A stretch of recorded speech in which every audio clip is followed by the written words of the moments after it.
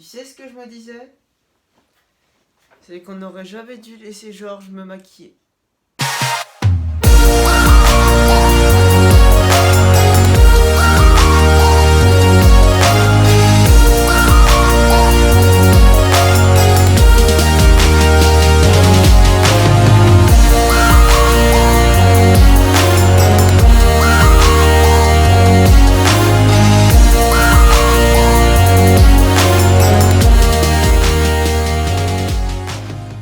Ah, la poésie.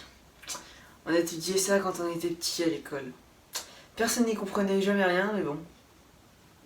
Fallait étudier.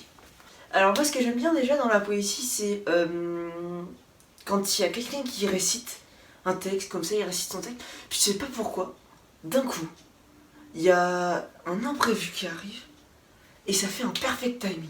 Maître Corbeau lui tente à peu près langage.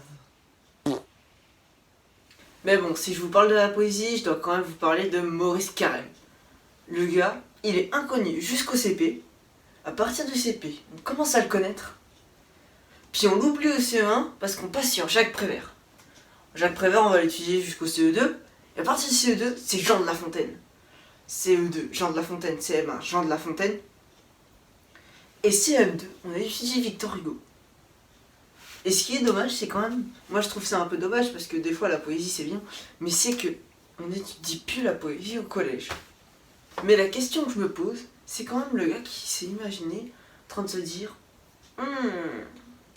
je pense que je vais faire une poésie juste pour les CP.